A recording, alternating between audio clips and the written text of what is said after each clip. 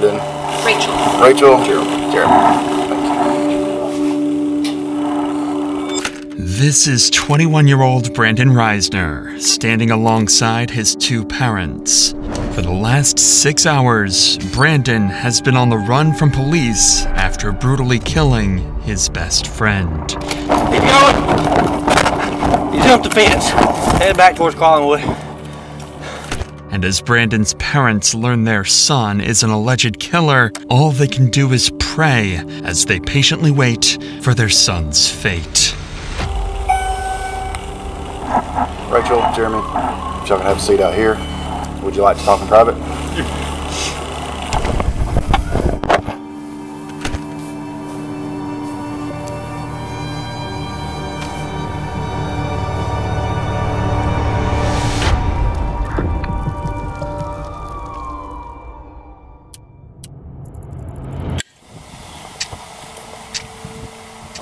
On a cold November morning in 2022, a ditched Toyota Prius would be discovered by officers in Rome, Georgia. There's nothing. That's what I was looking for. There's nothing. Why this car was ditched in the middle of a creek is something police were yet to figure out. Y'all don't think he's in there? No, I can't down there. Okay. Son's name's Aaron Davis. Supposed to be coming to Rome to see some friends and going to Alabama to see his girlfriend. I don't think he made it there. Nah. I wonder where he's at. Why his car's down there. Crazy thing is, there's nothing. I mean, there was no acceleration. It's almost like it just Rode off in there or something. yeah. Didn't go all the way up in park or something. Yeah, I mean, there's lights on like it's, but it ain't running. I rode over here to see what was going on. He was down there changing out the trash. A tow truck would eventually come and lift the vehicle out from the creek, and upon searching the license plate number, they would discover it belonged to 21-year-old Aaron Davis. Luckily, the town of Rome, Georgia is relatively small, and officers were already familiar with the name, so Lieutenant Sailors would give Aaron's father a call a few minutes later. Then he's got to go up to visit his girlfriend in Alabama after that. Okay. Yeah, can you see if you maybe can get a hold of him and check in with him, see where his car's supposed to be? So you just found the car abandoned there?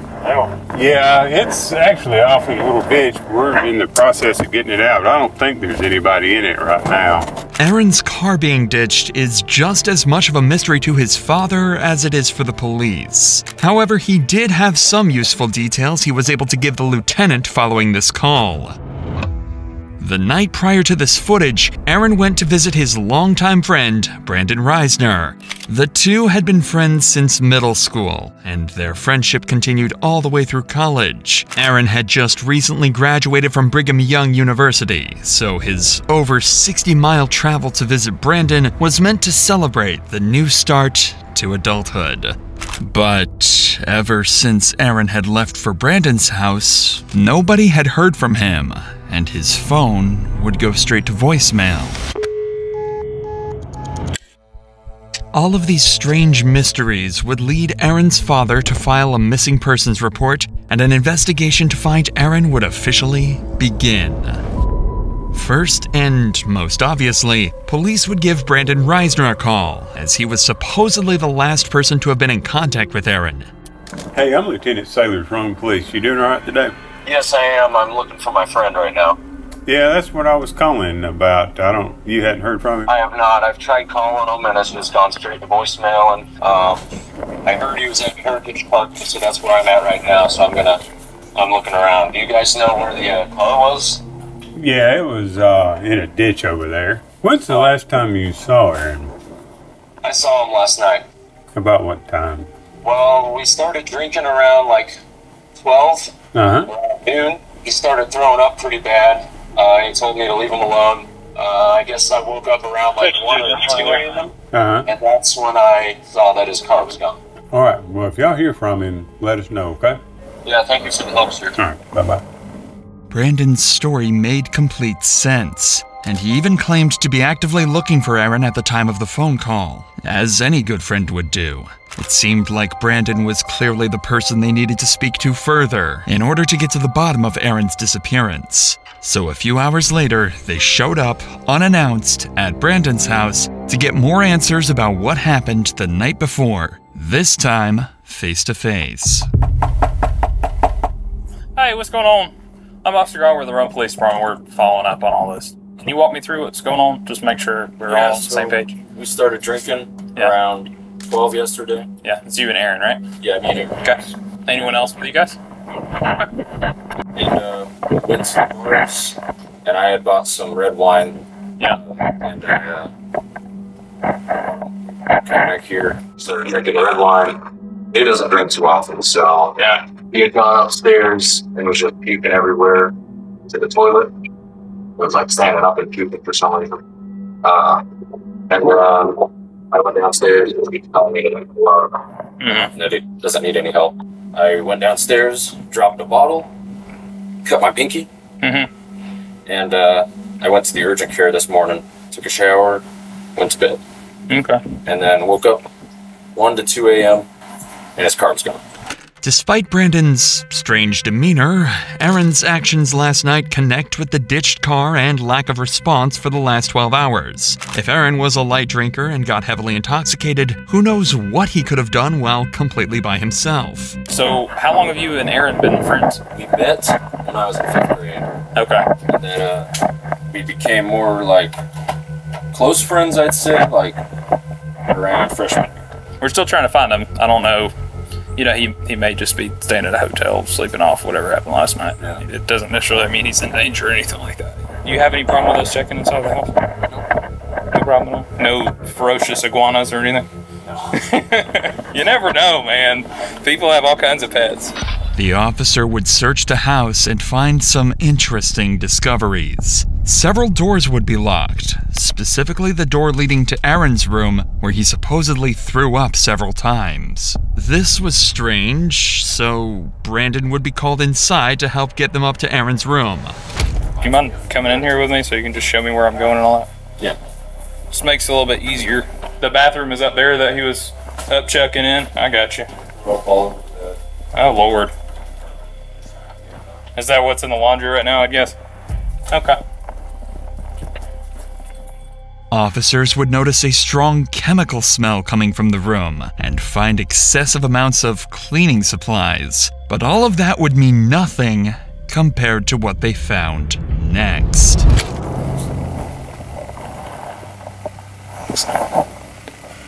There's a significant amount of blood next to the bed, too. Decent. More than just vomit all the way over here. Looks like it's been there a while, but he could have been throwing up blood, I guess. See all that? It's weird to be throwing up blood like that. Not to mention, if he had alcohol poisoning, he wouldn't have been able to get up and move around this morning. Especially at 2 or 3 in the morning. Just poured powder right there, too. That's it right now. The cops are starting to find the whole scenario awfully suspicious. The odd story from Brandon, the puddles of blood in Aaron's room, the hundreds of dollars worth of cleaning supplies. It seems as though Brandon sensed the officer's suspicion arising as well, as when Aaron's room was being searched, he decided to do this.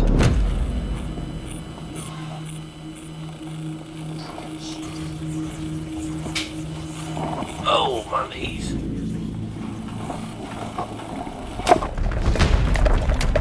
Keep going. Hey, no, quick.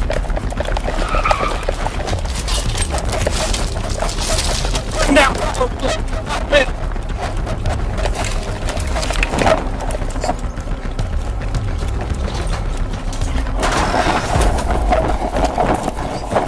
He jumped the fence, headed back towards Collinwood.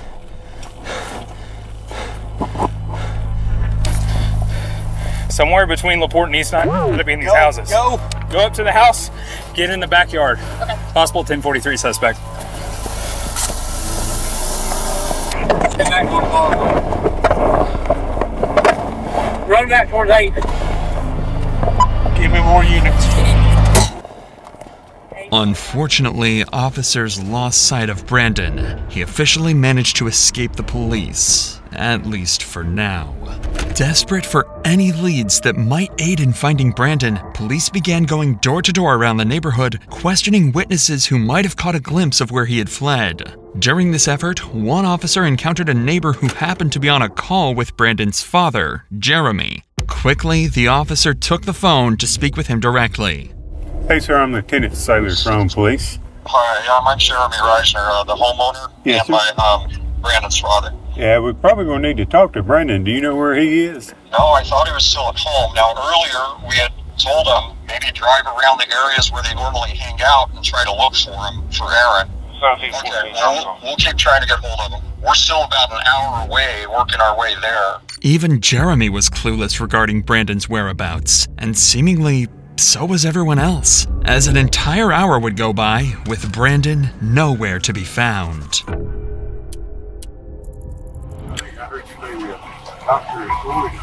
I am. Okay. This is Mom. Okay. Sorry, I realize you might not be able to answer this question. Probably don't know the answer, but I'll try. Is there a suspicion that Brandon was involved in what, hurting Aaron or something? There's suspicion that something happened in the home. Beyond getting drunk and throwing up? Well, we don't know. They're lifelong friends. We called back after the boy's mom called us. We called back and said, when did you last see Aaron? He says, I guess he left during the night. And that's all we knew. We went to look for him where the car was reported. Yes. The powers that be have our number? Yes, sir. Yeah. Mm-hmm. While trying his best to assist the police with the investigation, Jeremy would return to his house, where he discovered Brandon's phone. Up until that point, Jeremy had been doing everything he could to help the police track down his son. However, after finding the phone, his cooperation came to a sudden stop. He refused to hand the phone over, leaving police to wonder, had he seen something on it? Or was he hiding something far more unsettling? But before we get to that, Jeremy is not alone in facing a tragedy. Unfortunately, it can happen to any of us. Take Yvette Torres. She was walking home from work in Philadelphia when a truck struck her without warning. Morgan & Morgan fought for her in court and won her nearly $12 million. If you're seriously hurt, your injury could be worth millions. With over 1,000 attorneys, Morgan & Morgan will fight to give you the best results if you become their client. And unless you win, they do it all for free. In just the past few months, Morgan & Morgan has helped hundreds of people. One car crash victim in Florida won a verdict worth $12 million, and another in Philadelphia, $26 million. That was 40 times more than their insurance offered. So if you ever got seriously injured, your case could be worth millions. And it takes only a few minutes to see if you have a case. You can start your claim with Morgan & Morgan by visiting www.forthepeople.com/insanity found in the description, or by scanning the QR code on the screen from your phone's camera. With that said, let's get back to Jeremy, who would go on to discover Brandon's phone while searching around the house. This was a huge discovery for the investigation, as it could help trace where Brandon could have gone off to. But unfortunately, Jeremy was unwilling to give up the phone to cops until he could better understand the situation. After all, Brandon is his son, and he is innocent until proven guilty. So giving up the phone could be a tragic mistake. Again, hours go by with no further leads or clues as to where Brandon went. What Jeremy managed to find on Brandon's phone during this period will forever remain a mystery. However, when police spoke to him again, his demeanor would shift dramatically. What's the status? All right, so first of all, I understand you found his cell phone. That's right. You want to turn that over to us? Maybe. Okay. I do. My gut says yes, but at the same time, yeah. I mean, we I don't know. We'll probably need to go through it and see at least maybe where he's been today. There is a significant amount of blood in that upstairs bedroom and on the carpet. But I wanted to be straight up with you. Not come home and find that. Okay. No, I appreciate that. Do you have a warrant that would include the phone? No, we'd have to get one at some point, so we couldn't go into it without that. So, some text back and forth. Maybe something helps, and I know. Helps him, But I can't promise you that because I don't. No, I know. Yeah, I don't know what all's in there, so. I want to. I was as a father, I understand that. All right. Well, yeah, I'm gonna keep walking. Something had changed. Whatever was on that phone had to be disturbing. and the officer seemed to have caught on to this as well. Because he doesn't know what's going on. But he seemed a little shocked that we're at his house. You know, he seemed respectful in the sense that he was okay with us being at his house and doing what we needed to do. I couldn't really get a feel for him. He may just be covering for his kid. He's gotta be. Him having the phone and not being shattered tells me that his son handed it to him. So he found the phone, tells us that he found the phone, but doesn't want to give it to us without searching it.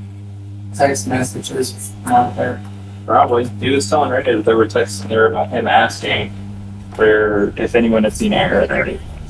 I wonder if those texts were sent since we've been here, though.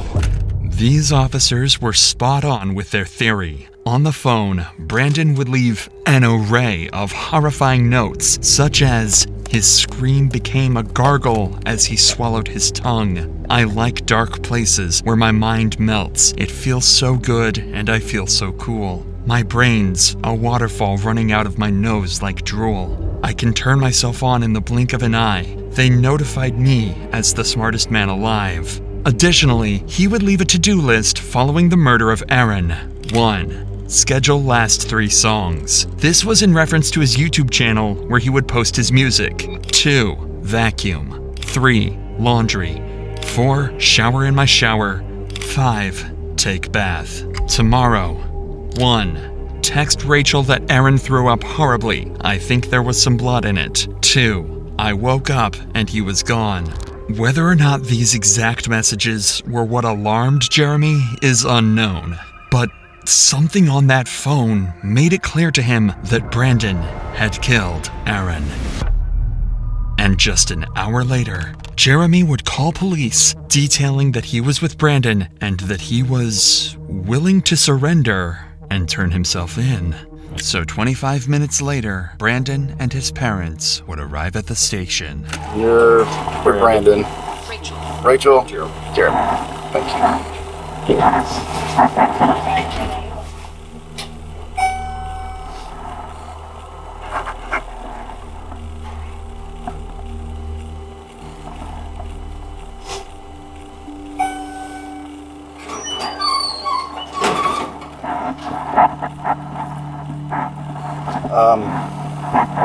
Rachel, Jeremy, if y'all can have a seat out here, I'm gonna take him back there and we'll talk, man.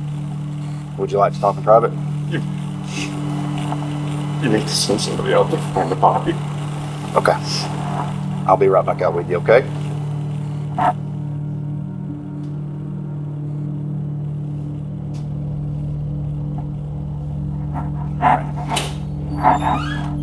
Anything in your pockets that I need to know about? Wallet and keys. Have those real quick. Anything else? No. Sorry about that. Go ahead and have a seat. Now that Brandon was secured, the detective would sit him down to try and get a basic confession or any information that might ease the path to conviction. Alright, like I was saying, I'm Detective York. I work here at the wrong PD, of course. Detective York, yep, that's me. So before we get started, got some paperwork you gotta fill out. The detective would start the interview by getting Brandon's basic information and contact addresses. So I'm gonna read you some stuff before we get started, okay? You have the right to remain silent. You have the right to talk to a lawyer for advice before you are asked questions and have him with you during questioning. I would like a lawyer. You would like a lawyer, okay? Alright, sit tight for just a minute. Brandon was smart. He knows nothing he says in the interrogation room will go on to help him in court, so he decides to keep his mouth shut. While this is unfortunate for the detective, Brandon's parents are more than willing to have a discussion with him, so instead, he turns his attention over to them to try and get the information that he's looking for.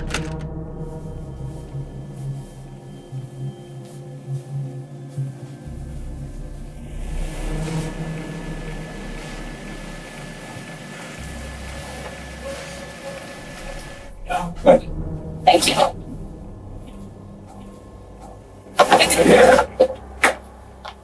There's a lot going on right now. Anything that we can do to help y'all right now. Need to find that body. I can take you out. Try to show you.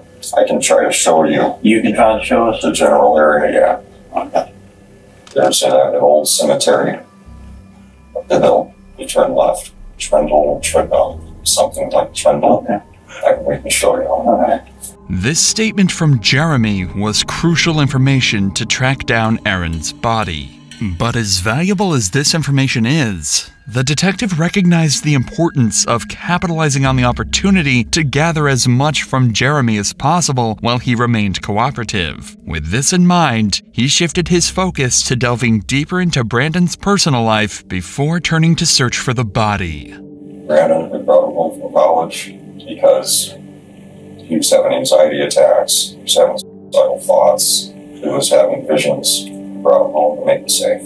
I get his medications right. Got a call from Brandon this morning at 9 or 10. He was asking about one thing out falling. So they had a drink. He didn't want Dad finding out that there was vomit upstairs in the carpet. That's all we heard. Then an hour or two goes by, and boy's mom calls us. Or I called Brandon back like immediately after taking murder. So, do you know where Aaron is? He says, no. Together around 5. And we were told Aaron had run away. Ran from the house, ran from the police. Aaron's body is likely there. He's mentally unstable. He has Tourette's since he was a kid, diagnosed as a kid. And with that comes OCD, and people say they have OCD all the time. They don't understand. And so they live with that. This raises the possibility that his actions may have been influenced by mental instability. However, it's important to consider the context. Jeremy's statements could be an attempt to have Brandon plead insanity in court. Therefore, it's essential to approach these claims with a grain of salt, as they may not fully reflect the reality of the situation. Regardless, police now had an approximate location of where Aaron's body should be, so all hands went on deck to search the cemetery Jeremy had described. Aaron was found buried in the cemetery, behind a secluded area in the back of the property. Even worse was that his body was wrapped inside the very sheets he slept on in Brandon's house. The speculation had come to an end. Brandon Risner was a cold-blooded murderer. Right after this discovery, Brandon was placed under arrest for the murder of Aaron Davis and transported to the local prison. But the cops found his behavior very unconventional.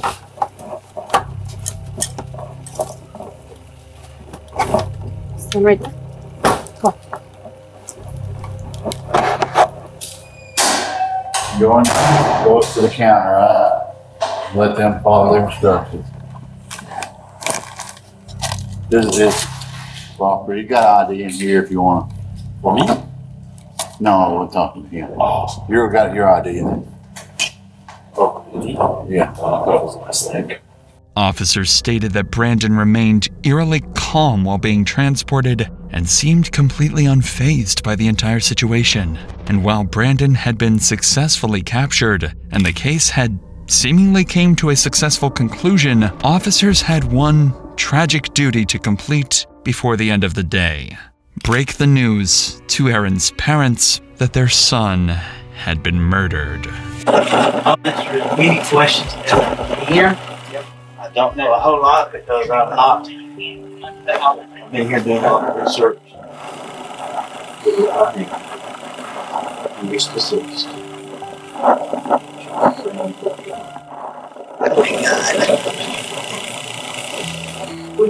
Why would he do that?